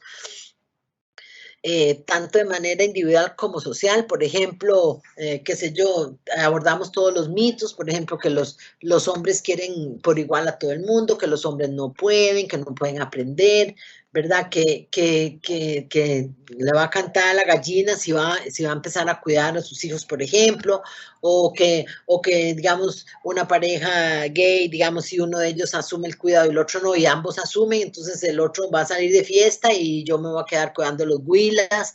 Es decir, se analizan muchos de los mitos para llegar entonces al final a decir, bueno, el derecho al cuidado usted lo puede ejercer, y así es como se hace. Es un curso que yo se lo recomiendo, me parece muy importante. Incluso este curso está diseñado para que los hombres que quieran ser padres puedan llevarlo antes de tomar la licencia de paternidad. Esa es la idea inicial del curso, ¿verdad? Es decir, que puedan entonces, ustedes los hombres lleven el curso, lo acreditan frente a recursos humanos, por ejemplo, de las instituciones, y dicen, bueno, aquí lo acredité, entonces voy a tomar la licencia.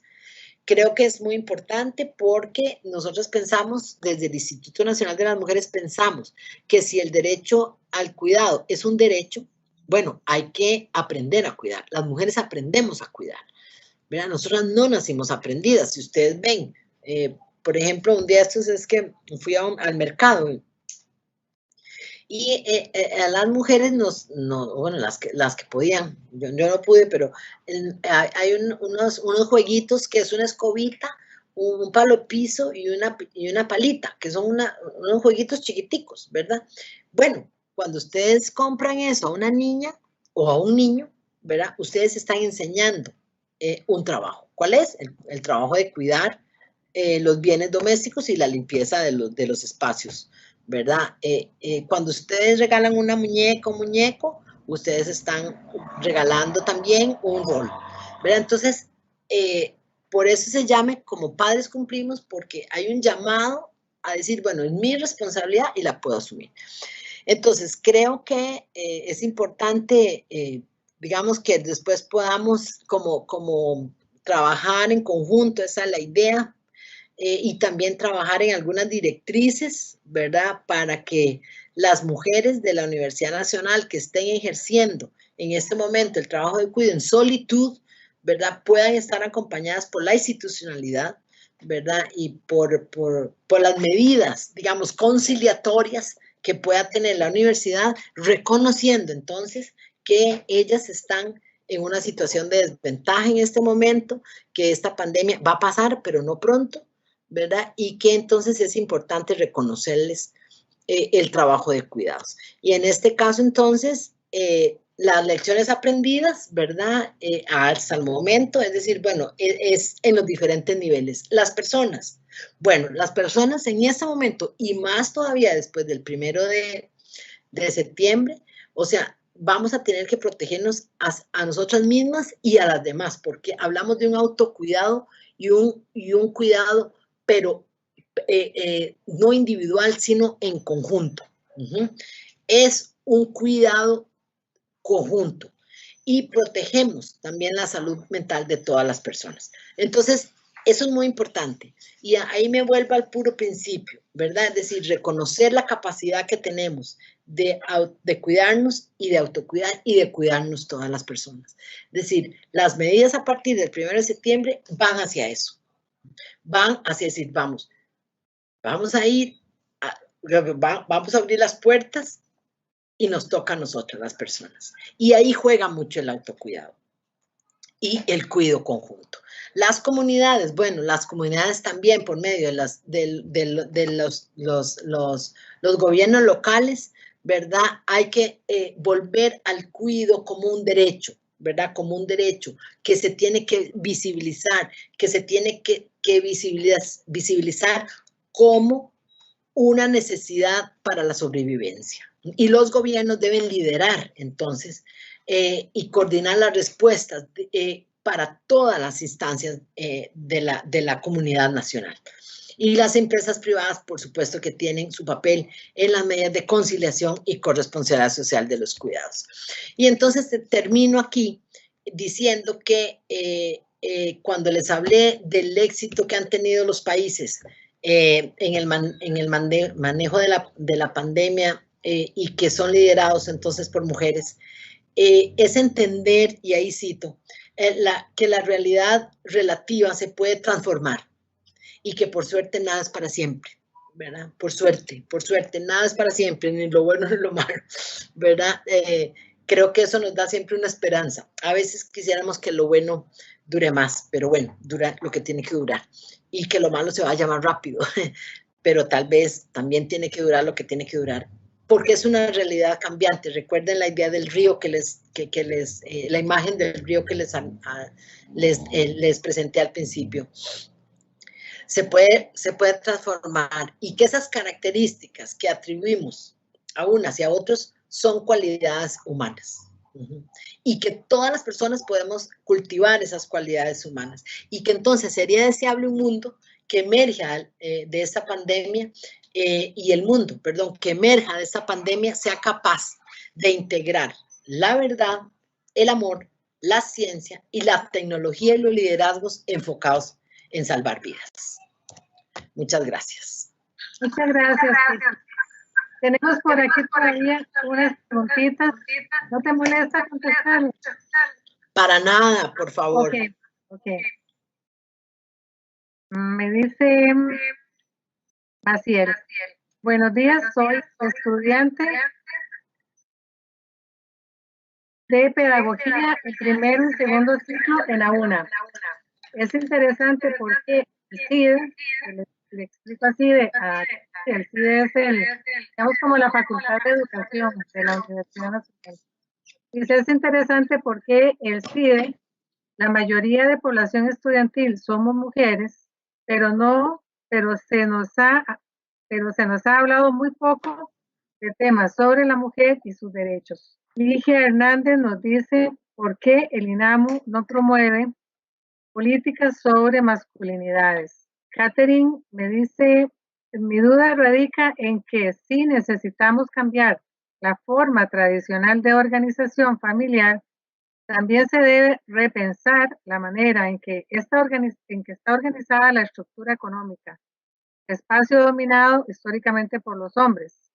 ¿Cómo transformar esta doble presencia de las mujeres en espacios? Sí, bueno, con respecto a la necesidad de incorporar en el currículum de las carreras la perspectiva de género, es decir, cuando yo hablo de perspectiva de género, yo hablo de unos anteojos que permitan ver que la realidad es cambiante y que está conformada por diversas personas y que esas personas ocupan diferentes lugares y son diferentemente valoradas, ¿verdad? Entonces, esa perspectiva Por ejemplo, bueno, ¿por qué las mujeres somos las que estudiamos más carreras que tengan que ver con el cuidado? Bueno, porque es una asignación, que las carreras universitarias, una piensa que las escoge en el colegio, en el 5º año.